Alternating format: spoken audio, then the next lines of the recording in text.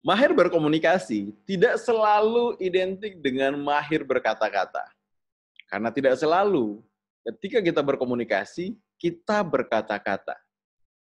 Ada dua jenis komunikasi yang butuh kita ketahui, yaitu adalah pertama, ada yang disebut dengan komunikasi secara verbal, dan yang kedua adalah komunikasi secara non-verbal.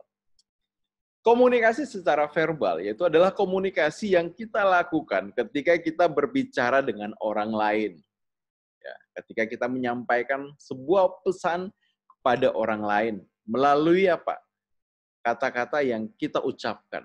Maka itu adalah komunikasi secara verbal. Namun, sebuah pesan tidak hanya disampaikan oleh komunikasi verbal saja itu.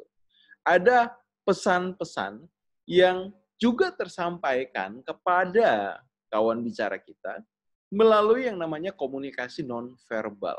Nah, apa saja itu? Komunikasi nonverbal yaitu komunikasi yang terjadi tanpa ada unsur kata dan suara.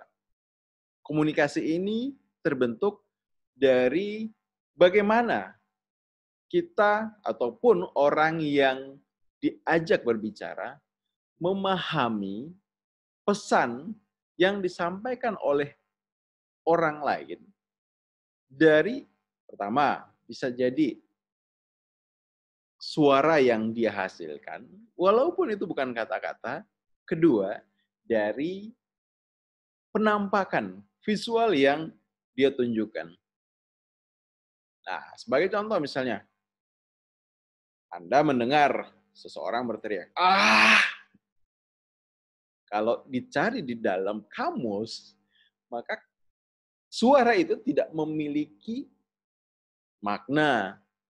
Namun, ketika kita melihat dan mendengar hal tersebut, kita bisa memahami, kita bisa menangkap ada pesan ya dari kata-kata itu. Itu disebut sebagai komunikasi nonverbal. Nah, ketika misalnya Anda ketemu dengan orang dan Anda memperhatikan ekspresi wajahnya, orang itu tidak berkata-kata, tapi Anda memperhatikan ekspresi wajahnya. Wajahnya sedang seperti ini. Perhatikan, apakah orang itu sedang menyampaikan pesan kepada Anda? Apakah orang itu sedang menyampaikan sebuah komunikasi kepada Anda? Ya, sebagian mungkin mengatakan tidak, karena orang itu tidak berkata-kata. Tapi bagi kita yang melihat orang tersebut, kita bisa menangkap bahwa orang itu sedang sedih. Orang itu sedang berada dalam situasi duka. Ekspresi wajahnya cemberut. Maka kita mengartikan bahwa dia sedang mengkomunikasikan perasaan hatinya, kondisi dirinya. Dan itu semua bentuk dari komunikasi secara non-verbal. Nah, kita akan bahas secara lebih dalam seperti apa komunikasi non-verbal pada video selanjutnya.